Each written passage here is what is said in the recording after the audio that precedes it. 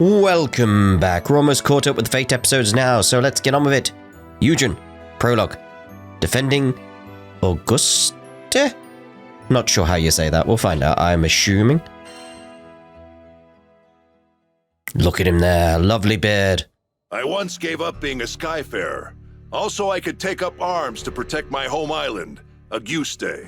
Auguste? I would have never have guessed that. Man, she was special.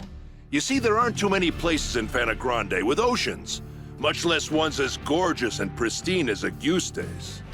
And I'd be damned if I stood by as the Erste Empire sullied its waters with the byproducts of their weapons research.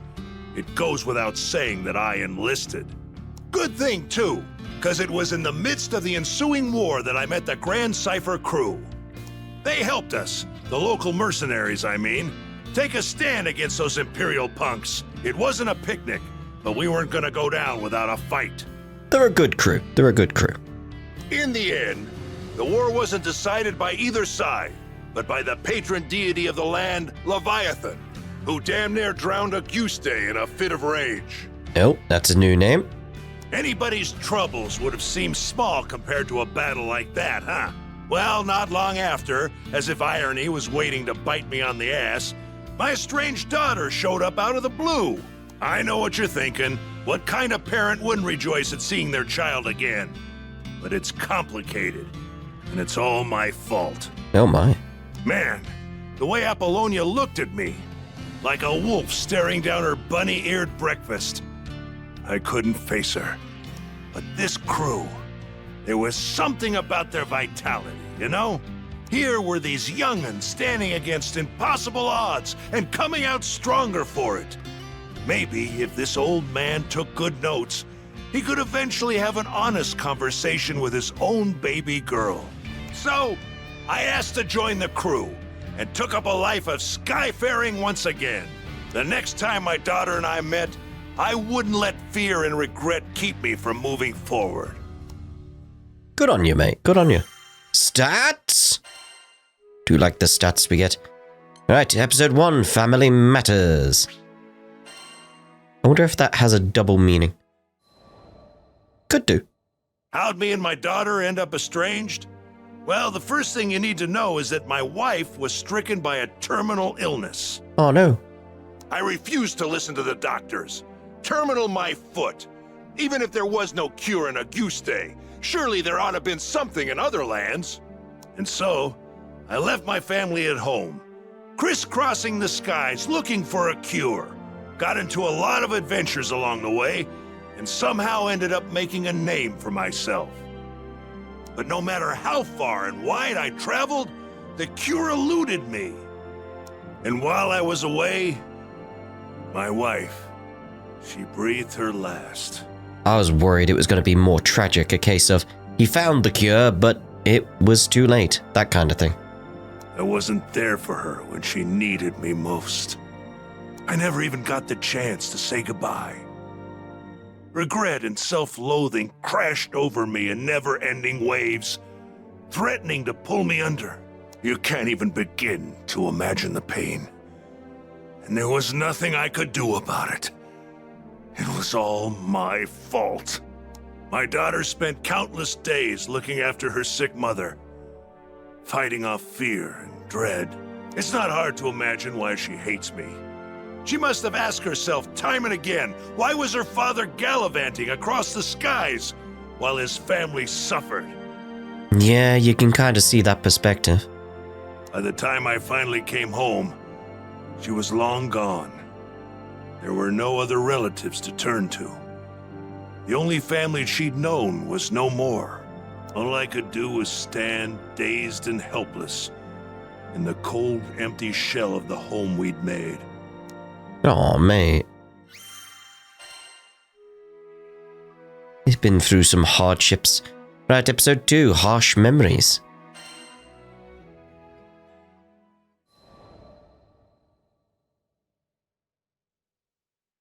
After that, 15 years passed. Whoa! I met the captain, and through my travels with the crew, reunited with my daughter. This might surprise you, But we didn't have a tearful, touching father-daughter reunion the second time around either. I spent so long telling myself that the next time we met, I'd face up to my past. But when the moment came, I froze. What could I possibly say or do for her as a father, after all this time? Any courage I'd mustered withered in the face of her scorn, and I was left standing there, feeling like an old bastard. I mean, you can kind of understand it. Her perspective, and he kind of feels like he failed not only his wife, but his daughter as well. Sometime after this heartwarming reunion, I bonded with Leviathan, and through our link, saw glimpses of what lay in my daughter's heart. I thought I had escaped all those painful memories, but here they were. In that world created by the pact with Leviathan, my wife was still alive. I saw how things might have been if I had done things differently. Of course, I knew none of this was real, but I would rather stay in a world of memory than live in a cold, lonely reality without her. But she wasn't having any of that. She said I couldn't sacrifice my future to dwell in the past. She made me promise to fix things between myself and our daughter. Said she'd boot me out of the ocean if I came back without completing my task. Her words finally gave me the push I needed to face my past and start on the path to a brighter future. Does look like Leviathan did end up helping you out then. They gave me the strength to fight for my daughter in her hour of need. And I'd like to think that I finally did something fatherly, if only just the once. Of course, I don't expect our relationship to be mended with one conversation or act of bravery. But little by little, I think we're getting there. Well, I hope for the best. Alright, episode 3, moving... How many episodes did we get? So it's like we only get up to episode 4. Ooh, alright then, episode 3, moving forward. I want to see a conclusion to this. Something happy, you know. When Tempeal was hit by a devastating storm, refugees flocked to the safe haven of Folka. We heard the news and docked on the island, which was buzzing with activity. It was clear. All hands were needed on deck as reconstruction efforts got underway. So we walked through the city, looking out for opportunities to help. That's when we saw a distressed young draft. We didn't know the details, but it was plain as day that something wasn't right.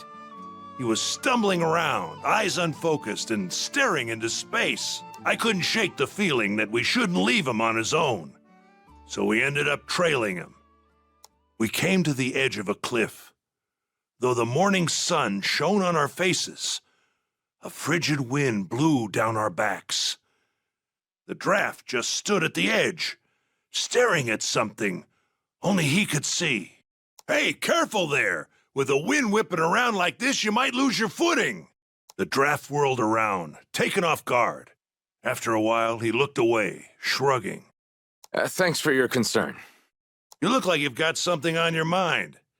If you want a friendly ear, you've got him here. I guess I do. He smiled, though the expression didn't reach his eyes. Oh. The draft introduced himself as Karzeda. Back in Tempeal, he was a jeweler's apprentice. My childhood friend was caught up in that storm. I was in love with her. Could never get up the courage to tell her. And now it's too late. Karzeda bit down on his lip, as if he was trying to hold back his despair. He went on, telling us that he'd hit a slump in his apprenticeship. Nothing he did could gain his master's approval. His frustration boiled over, and he got into a rip-roaring fight with his friend. Hurt, she fled from the workshop. He didn't go after her. I wish I had, because that's the day the storm came. Karzeda's face twisted in agony. He made a mistake, and it ended up costing him someone dear. I could understand all too well. Yeah, you really could, mate. Oh. Very well. Right, so words left unspoken. This time we got a horde mission. Very well. Let's play as Eugen. Look at him there. Garzeda stared at the sunbeams as they illuminated the cliffside. His eyes were watering, and not just from the sun's rays. When we were kids, we made a promise. Once I became a proper jeweler, I'd share my most treasured secret with her. Cowardly, yes, but that was the only way I could tell her how I felt. It all made sense now. His deepest, darkest regret was putting off telling her what was in his heart for so long. We made that promise ages ago. I wouldn't have been surprised if she forgot all about it. Garzeda paused, as if remembering something. He lifted his gaze to the sky, then continued. Oh, right. I have to go back to the mines in Tempeal. There are keepsakes of hers there. I don't think she can move on without them. I could tell how important this was to him. But when the people fled Tempeal, a horde of monsters moved right on in. Actually, forget the fiends. Garzeda wasn't in shape to go anywhere right now. What do these keepsakes look like? I can head to the mines and track him down for you. Considering his condition, I wasn't about to give him room to argue. Besides, I know all about not being able to share the important stuff with a loved one while there's still time. There's so much I didn't get to tell my family. Even now, thinking of our old house makes my heart ache something fierce. That day, there was no one to greet me when I opened the door. Seeing the cold remains of my home tore open a void in my heart. But you know what? I managed to keep going because my friends were there for me. This time it was my turn to support someone who needed it. Good on you. I like this attitude. Controlling Eugen. The old soldier fights foes while battling his own demons. Able to snipe weaknesses from afar, he's also adept at hand-to-hand combat. Hold square to enter sniper vision. He won't be able to move while in sniper vision, but he'll be able to manually aim his shots. This is especially useful for destroying body parts. Grenades deal damage to foes in their blast zone. Hold triangle to aim the throat. Grenades explode after a period of time, or can be detonated by an attack. Righto? The keepsake should be somewhere around here. Might as well inspect the mine shafts as we go too. Whoa! The place is crawling with goblins! Can't just let them run amok. Time to get to work. Here goes! That was too easy. Alright then. I was going to try out sniper mode. How do I get out of this? How do I get out of sniper mode? Oh. Pressed X and it seemed to work. Let's get some more barrels. They're very useful. They act like they own the place. How about no? Sorry. But you're gonna have to move. And another barrel.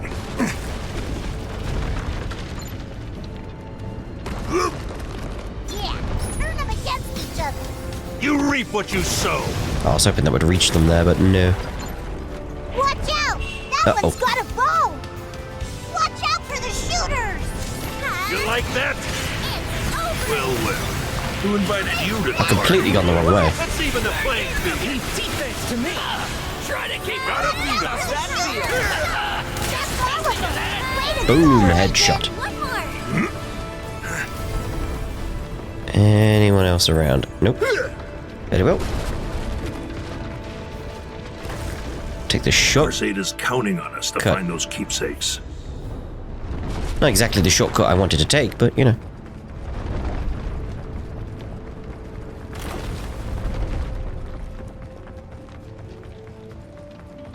Again, pick up a barrel. Feel like there's gonna be something soon. And why are we going over there? Why all the barrels?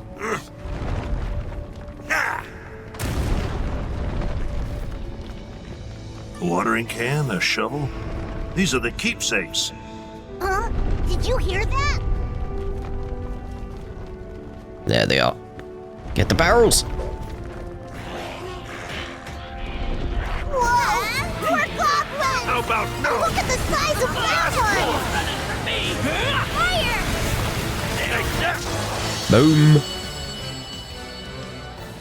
got quite the level difference at this point now. We got the big one. I think we can rest easy. Great! Let's head back to town. Sheesh. Place was crawling with goblins. Good thing we came instead of Karzeda. Oh, we're done. Karzeda said his friend loved flowers. Tempeal's soil was harsh and didn't lend itself to flora. But her dream was to grow a variety of flowers and let them bloom all over the land. Knowing how much her dream meant to her, Karzeda wanted to bring her gardening tools back and place them in front of her grave. His hands were trembling when I passed them over. Thank you. Thank you so much. He was so choked with emotion that each word sounded pained, like thorns sticking in his throat. I kept my eyes on him. It felt like if I looked away for even a second, he'd fade into the great blue beyond. He was still grappling with his hurt. He probably always will be. You wanted to say goodbye to her properly, right? Come on, I'll go with you. I slapped him on the shoulder, silently willing him to pull himself together. I appreciate that. Thank you. Karzeda hugged the tools tightly against his chest, his teeth biting down hard on his lip. It broke my heart, seeing someone so young deal with such overwhelming tragedy. The least I could do was help him see this through. And we got an extra slot. Lovely.